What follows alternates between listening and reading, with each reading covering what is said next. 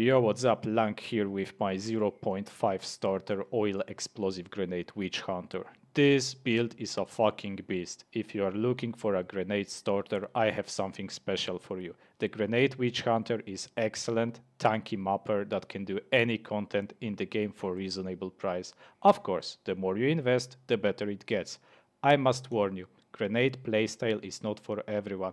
Grenades are sometimes clunky to use, and the explosions from them will rip your eyes and PC. But oh boy, it is so satisfying to watch everything burn and explode.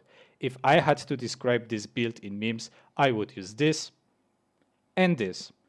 Deploying flashbang. And be prepared. This will be probably your point of view while playing this build.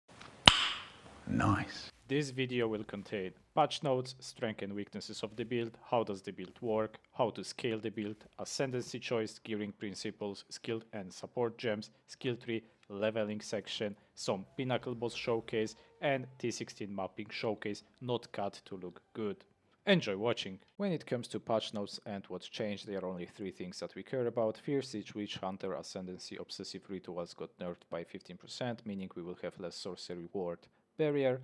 However, at the same time, they increase the amount of evasion we get from items and modifiers, so it's hard to predict if it's actually a nerf or a buff.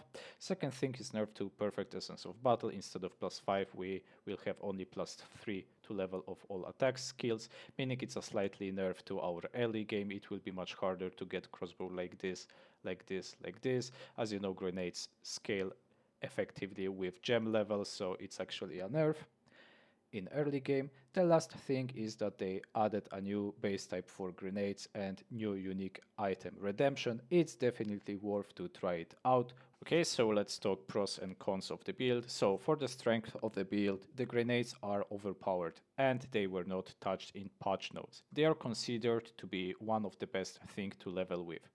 Thanks to Witchhunter Ascendancy, the build itself is tanky as fuck. If you love explosions and setting things on fire, you will love the build. The build overall is easy to understand and beginner friendly. For the weaknesses, to play the evasion variant of the build, we will need mandatory unique Queen of the Forest. Grenades can be clunky to use, and grenades explosions might be a PC and ice killer, so you might experience performance issues. I mean PC performance issues. How does it work? In this section of the video, I would like to deep dive the oil grenade mechanics. Oil grenade is the grenade with probably one of the shortest cooldowns. It's only 4 seconds, meaning we can almost perma spam it in map and we never run out of cooldowns. Oil grenade is the only grenade in game that can deal some damage on impact, meaning it feels like projectile and we can deal DPS on hit, even if it's minimal. It's amazing for clearing white and blue monsters. Witchhunter has perma cooling strike from Pitiless Killer. We have free explode from Zealous Inquisition, and with addition of Herald of Ash, we can obliterate any groups of trash monsters in the game with Oil Grenade. And because Oil Grenade can deal DPS on impact and it has flammability magnitude, it can actually set own oil ground on fire. And this combo is giga nice for clearing and navigating inside map from one rare to another. Additional nice thing is we can start using oil grenade and this combo early in Act 3. Okay, there is one more thing I would like to tell you in this part of video, and it will be about single target damage. To maximize single target damage, what I do in this build is using rapid shot with explosive grenade and cluster grenade. Whenever there is a boss, he has probably long animation before we can damage him. And in that time we can just shoot rapid shot to generate heat. This heat will be consumed by either explosive or cluster grenade to gain 50% of its damage as fire damage. In practice, we will just shoot rapid shot. There will be indicator at our crossbow, it will lit up. There will be also rapid shot hit stacks in top left corner of our screen. And whenever we gain enough hit, we just spam either cluster grenade or explosive grenade, and after a short delay they will explode for tons of damage. As you can see, whenever we have enough hit, the cluster grenade or explosive grenade will be light up. So this is the indicator that this combo worked. Okay, let's see it in practice. So for trash monsters, just spam oil grenade at them. There will be an explosion and everything should die. For rares, if oil grenade is not enough, spam explosive grenade, there will be an explosion and the rare will dies. And for single target, especially map bosses, shoot rapid shot to generate heat, then shoot your either explosive or cluster grenade, it will consume heat to gain bonus damage, there will be an explosion and you will deal massive damage. What is cool about this build is that we can play oil grenade at the start of Act 3 and we can use rapid shot and explosive grenade in Act 1, meaning we can start playing the build early on in the game. How to scale the build? For offensive scaling, grenades are attack skills that convert some of the physical part of its DPS into fire in most cases. The primary stats to scale it as effectively as possible are any plus level to projectile or attack skills, any increased elemental damage, attack damage, projectile damage, crossbow damage, damage with two-handed weapons, fire damage or grenade damage, any damage gain as extra, increased damage taken by monsters, any elemental penetration, reducing the enemy resistances or inverting monster elemental resistances, and lastly, any source or flat fist or fire damage from weapon, ring, gloves or runes. For defensive scaling, the most important part is to have as much evasion as possible from guild and skill tree. So we have the biggest possible barrier thanks to our Ascendancy point obsessive ritual, which can give us sorcery ward. The other benefit from evasion scaling is once we acquire Queen of the Forest, we will have up to 70+% movement speed. Yes, it will be capped at 75%, but for a leaugestart scenario or budget option, it's just too good to skip it. We will have around 50 chaos resistance versus chaos dots. We can be ignite immune with crystallized immunities node. We can be bleed immune thanks to stouching charm. On top of that, we can add stun and freeze immune charm for extra protection. We can add deflection rating if needed, and last defensive layer will be life and resistances. Pretty tanky build overall. Our Ascendancy is Witchhunter. I think it's one of the most underrated Ascendancy in current Path of Exile 2. It gives us so much free power, which is very important on leaugestart. The most broken thing about this Ascendancy is sorcery ward, which gives us barrier that can take any physical, elemental or chaos DPS from hits. It's one of the best defensive layers in the game.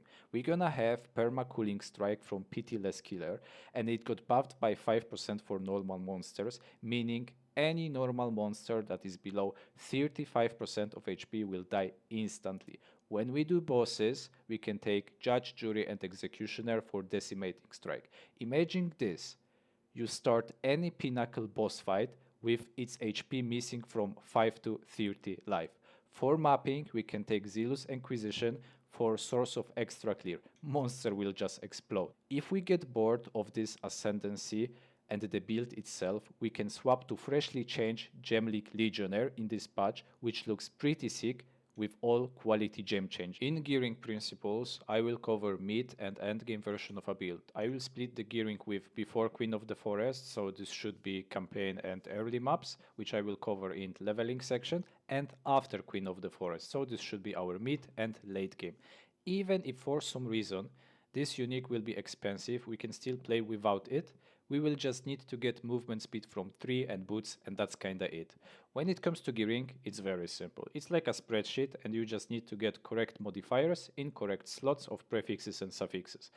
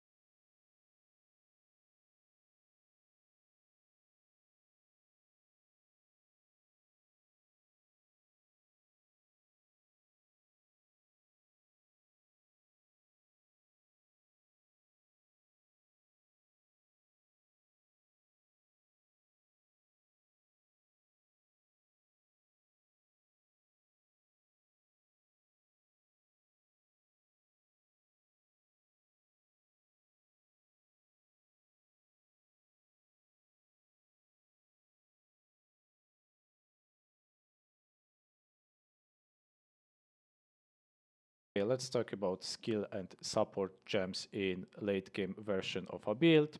So let's start with sorcery ward. This sorcery ward we get from our Ascendancy. It will give us big barrier versus hits from physical chaos and elemental DPS. Then we have rapid shot to generate hit. I link it with utility supports like rapid attacks, nimble reload, efficiency, mobility, and maim.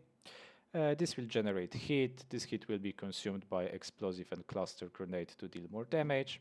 So let's move on to explosive grenade. This will be our main source of DPS and single target DPS. It has similar supports to cluster grenade. So we have elemental elemental focus, elemental armament 2, fire enchantment payload, and then for cluster grenade I have close combat 2 for even more damage. And when it comes to explosive grenade, we can use short fuse 2 while we are mapping, or we can use multi-shot 2 when we fight Pinnacle bosses for even more damage, because whenever we have more projectile and chance to activate the second time from payload and for skill tree, those grenades can rearm and detonate again.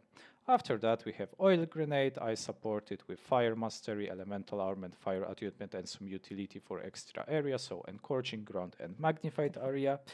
After that we have flash grenade and charge regulation. I didn't explain it. So basically early on flash grenade is for DPS. However, in late game I am linking it with armor demolisher and armor break 3.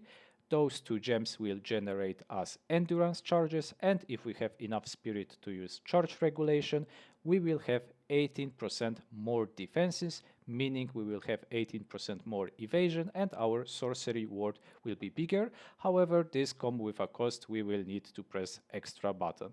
After that we have brutality, heft for extra damage, and I also use flash grenade with mana leech, so whenever I run out of mana I can press flash grenade to recharge some mana. And last we have Herald of Ash for extra clear. This is linked with magnified area and prolonged duration, Wind Dancer for even more evasion, and War Banner for conditional 25 more attack damage linked with Doreso Passion, so this skill will require 50% less glory to use, prolonged duration, magnified area. For the skill tree section I will show you what I have currently prepared for mapping setup. I don't have access yet to 0.5 skill tree, but I will update it in my guide. Link to it will be in video description, so be sure to check it out. I will also link there my Poe Ninja profile, so you can see the current setup there as well.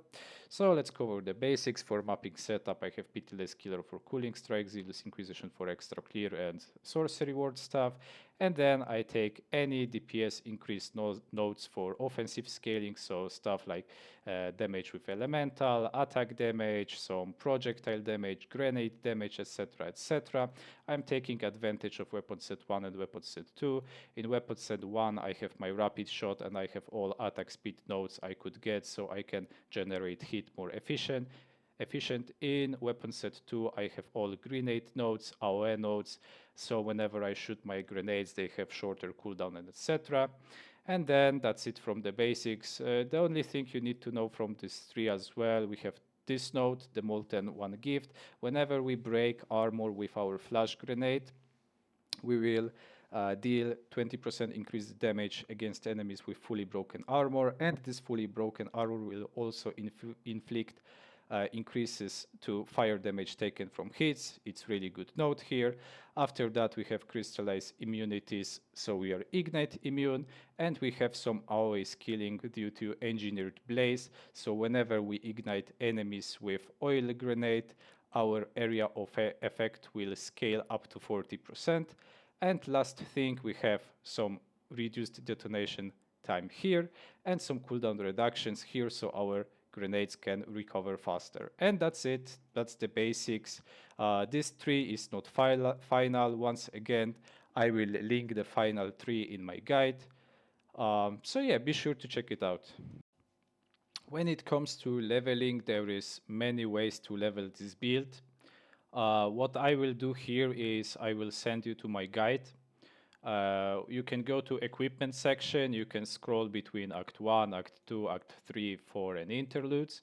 And here you will find like tricks and tips what to do in Act 1, what are your crossbow upgrades, what modifiers to get, uh, what boots to craft, what helmet to have, etc. Like you can see, all the modifiers are here. Then you have some good tips about Act 1 boss. You need Sapphire Charm, you have flask upgrades, you have crossbow upgrades, you have some important informations about runes. You have my leveling when it comes to skill gems. So in Act 1, we mostly do crossbow shot with multi-shot 1 rapid attacks. We take some grenades. We take Herald of Ash. Be sure it's always level 4 because the strength requirements are kind of high later on. It's hard to keep up. Early on, we can use also Contagion to clear out trash monsters. And you have a choice between gas grenade or rapid shot. So yeah, those 3 skills are already used in the build. So yeah, there is not much add to it. You have also description of the skills here. You have early skill tree. So yeah, after that you can move to Act 2. I will do some gearing here whenever I have time to finish this guide. And yeah, same thing. You have tricks and trips. You have another crossbow upgrades with Bombard crossbow. You have modifiers. Then you have extra gems we have. So explosive, flash, rapid shot, and Herald of Us doesn't change. Then we have oil grenade. It's around level 31 if I remember correctly. Yeah, everything is written here. You can just follow it. You have another 3 upgrade, and then it's just Act 3, 4, and interludes. So yeah, this is the 3 without Queen of the Forest. So we take some movement speed nodes, attack damage node, grenades nodes, some AoE, fire damage, etc. Same thing goes for skills. So we will add cluster grenade, and we will have our skill 3 setup here. So explosive, cluster, oil grenade. We have flash grenade, rapid shot to generate heat, Herald of Ash. Early on, we can play as hybrid, as evasion, or as armor. I plan to play as armor, so I added scavenge plating at war banner. Of course, everything is described here. Yeah, what else? You have flask upgrades, charms, of course. Any base type you can get your hands on, you can use. So you can use armor bases, evasion bases, or hybrid bases. Yeah, same goes for the helmet, boots. You have gloves, amulets, etc., etc. What's most important in Act 3, you want to craft as many Bombard crossbow as possible. If you get good Bombard crossbow, it can last you till early maps. So be sure to craft as many Bombard's crossbow as possible. And I think that's kind of it from leveling. This leveling will be up to like level 75, I think, before Queen of the Forest. So yeah, until Queen of the Forest, you can play as armor, evasion, or hybrid. And after Queen of the Forest, this is when this build will shine. So this is the setup I already showed you. You have gearing principles, etc., etc. So yeah, this will be enough, I think, for leveling. Just follow the guide. If you have question, you can ask me in comments. If you choose other leveling setup, feel free to do it. Feel free to experiment as well. What works for me might not work for you. So I wish you all the best. Grenades are kind of overpowered, so yeah, you shouldn't have any trouble with leveling.